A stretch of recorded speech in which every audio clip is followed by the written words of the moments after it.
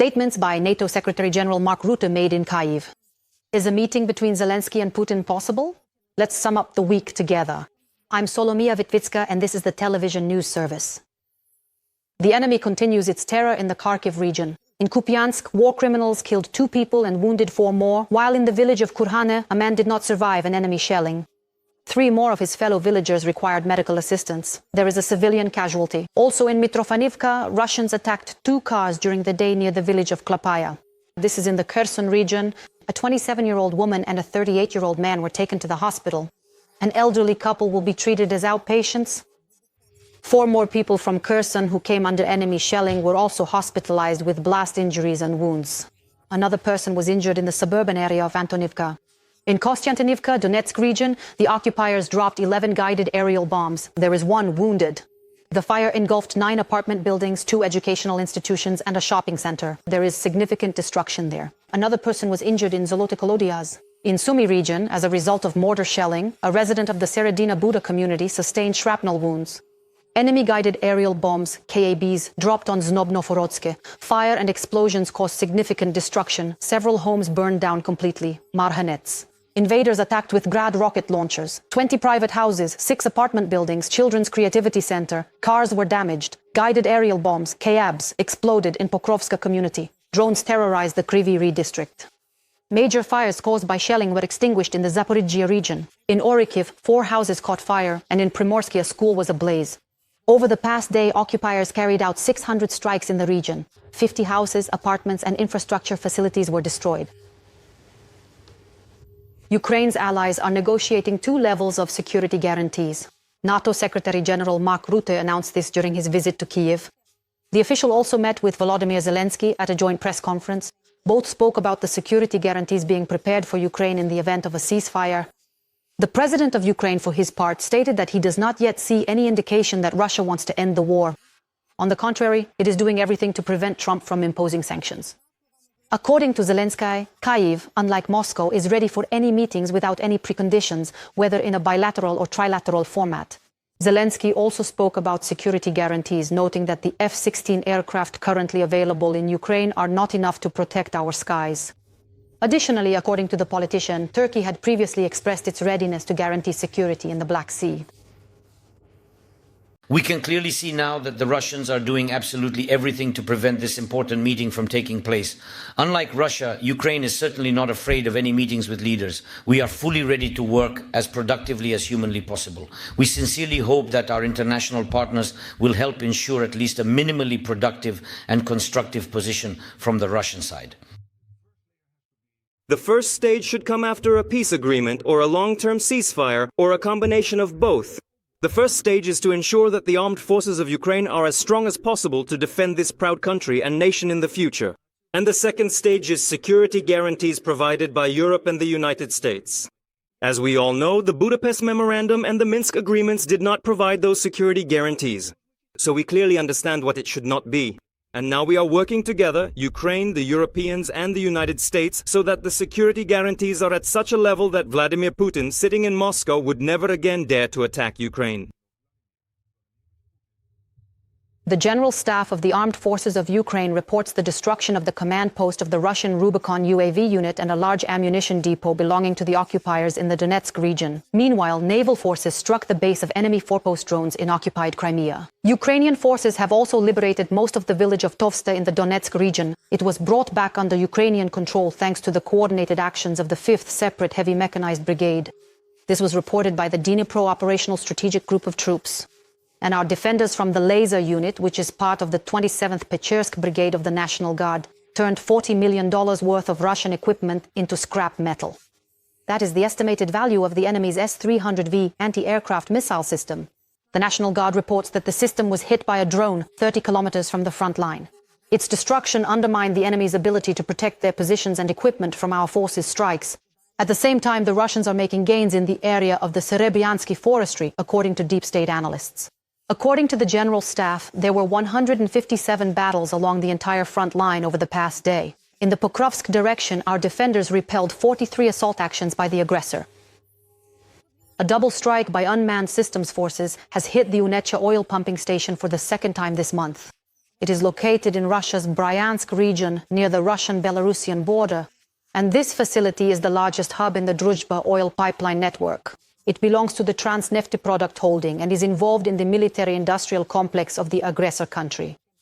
Additionally, Russia uses this pipeline to pump oil to Hungary, and the local foreign minister, Peter Szijjártó, is already complaining that with such strikes, Kyiv is allegedly trying to drag Budapest into the war.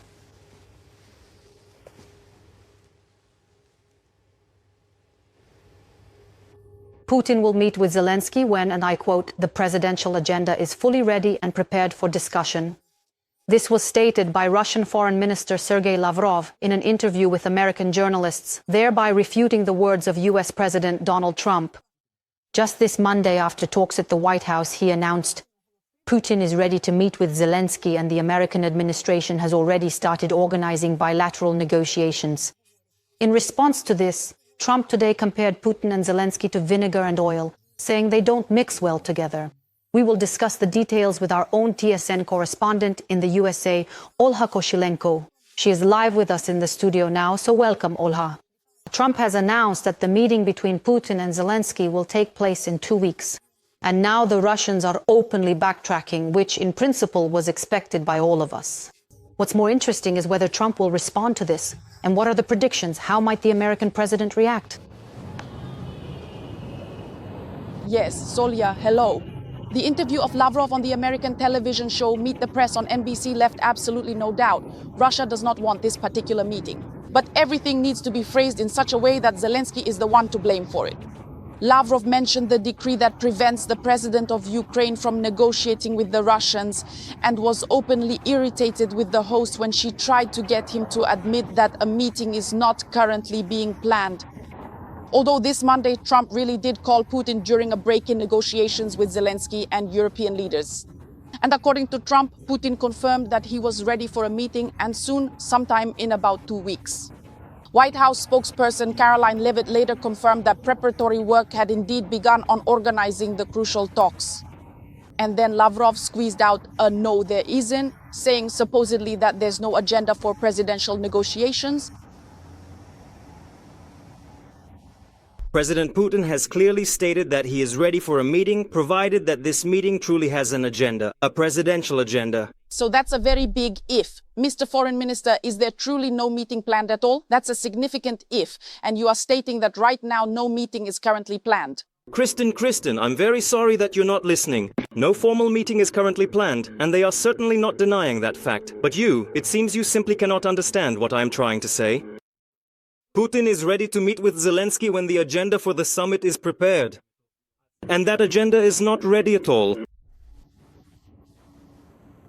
So what is meant by the agenda? Reuters reported this yesterday, citing sources. Lavrov himself, in general terms, does not really hide this either. Putin is only willing to go to negotiations about Ukraine's capitulation when the entire Donbass is handed over to him without a fight. Ukraine's right to join alliances, particularly NATO, is restricted, and the non-expansion of NATO to the east is enshrined in law. And as a bonus, the rights of Russian speakers. Although this Monday, Volodymyr Zelensky stated that he is ready for negotiations with Putin without any preconditions. And it was precisely this format of meeting that was being discussed. And at these negotiations, Zelensky is ready to discuss everything with Putin, even territorial issues. It wasn't hard to predict such a reaction from the Russians. And today, Volodymyr Zelensky is making strong statements that the Russians are disrupting the negotiations in order to show the United States the unconstructive stance of Russia and the dishonesty of Putin's promises. The Russians are now actively trying to do something entirely different to avoid meeting or engaging in any further discussions. The issue isn't just about the meeting itself. The issue is that they don't want to end the war, and since they don't want to end it, they will look for ways to keep it going. And it's necessary to reduce those opportunities. The unity of America and Europe reduces that space, the space for war. So what exactly is the President of the United States, Donald Trump, currently doing in response to this? Just the day before, he posted on his favorite social network, Truth Social, saying that his predecessor, President Biden, did not allow Ukraine to wage an offensive war, only to defend itself. And the team, Trump himself, uses this very sports analogy, supposedly cannot truly win the match if it is only allowed to play defense and not offense. And he emphatically claims that's exactly what crooked Joe Biden did to Ukraine. That's a direct quote and a significant one. Interesting times ahead, added the President of the United States, but he did not specify exactly what he meant. Donald Trump also posted 2 black and white photographs on his Truth social network. In one, he is poking Putin in the chest with his finger. In the other, then Vice President Nixon is doing the same to Soviet General Secretary Khrushchev. Trump did not explicitly explain whether he simply liked the striking compositional similarity of these 2 particular photos, or if perhaps he truly meant something much deeper by it. And indeed, today, when he was specifically asked about Russia already backing out of a crucial meeting with Ukrainian President Zelensky, he thoughtfully compared Putin and Zelensky to oil and vinegar, saying that apparently they simply do not get along very well together at all. In other words, it appears that Donald Trump has not made any public complaints against Vladimir Putin, who is currently trying to back out of their scheduled meeting. We're going to see if Putin and... We'll see if President Putin and President Zelensky will work together. You know, it's like oil and vinegar. They don't get along very well for quite obvious reasons, but we will certainly see how things unfold. Then we'll see if I truly need to be present there. I'd much prefer not to be. I'd genuinely like them to have a meeting and carefully consider how they can effectively work it out. But in the meantime, they regrettably keep fighting and tragically keep killing innocent people, which is profoundly senseless. And right now, at this very moment in time, all eyes in the United States of America are intently focused on the recent searches at the home of former President Donald Trump's national security advisor, John Bolton, who served in his first administration. He is an experienced career diplomat with many years of professional experience. After resigning from Trump's first administration, let me repeat, his first administration, Bolton wrote a book titled The Room Where It Happened, in which he laid out many facts that point to the chaotic and often incompetent nature of Trump's foreign policy. And it is precisely this book, according to FBI sources, that is the reason for the investigation and the searches. Investigators are looking into whether Bolton disclosed any classified information in it. President Trump had previously threatened to send Bolton to prison over this book. And he, well, to put it mildly, doesn't really like his former subordinate, which he has publicly stated more than once. After all, Bolton still occasionally gives interviews where he continues to actively criticize him.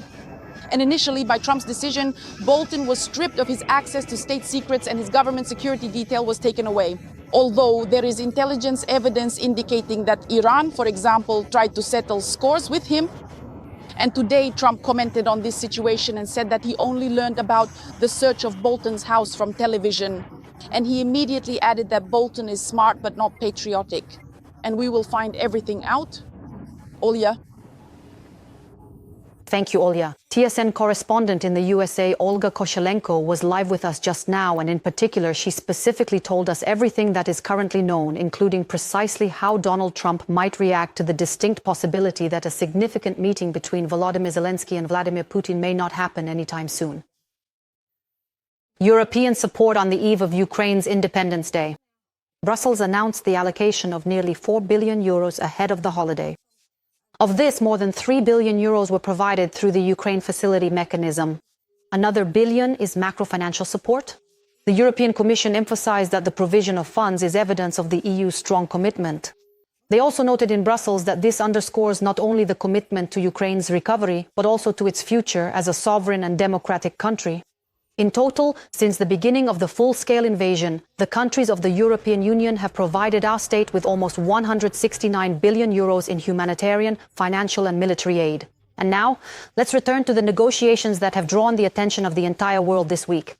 The White House, the meeting between Trump and Zelensky, and then negotiations with the leaders of Finland, the United Kingdom, Italy, France, the European Commission, and of course NATO. Over these days, there has been a lot of analysis and predictions about whether this unprecedented meeting will help Ukraine. And our correspondents focused on the details, why Donald Trump liked Volodymyr Zelensky's suit so much, and who turned the Oval Office of the White House into a Golden Museum exhibit. Next up, Dmytro Sviatenko. An elite unit of the Marine Corps is preparing to welcome the President of Ukraine, Volodymyr Zelensky. Their commander carefully positions the soldiers at their posts. These are the so-called ceremonial Marines. They do not use weapons, security is ensured by other security units. A meeting that has captured the attention of the entire world. Everyone remembers the scandal that followed the conversation between Trump and Zelensky in the Oval Office on February 28th, and now he is coming here again, and not alone. The participants of the negotiations arrive at the White House one by one in armored Suburbans. This is the most expensive American SUV, costing $500,000. Engineers claim its armor can withstand fire from a Kalashnikov rifle and a high-explosive anti-personnel grenade. Everyone is waiting for Zelensky. One of the questions being discussed by global media, no matter how cynical it may sound given the situation in Ukraine, is what will the Ukrainian president be wearing? He arrives among the last wearing a black trench-style uniform jacket by Donetsk designer and former serviceman Viktor Anisimov. It is made from army canvas material and features 4 patch breast pockets. The trousers are made from the same material. Trump clearly likes it.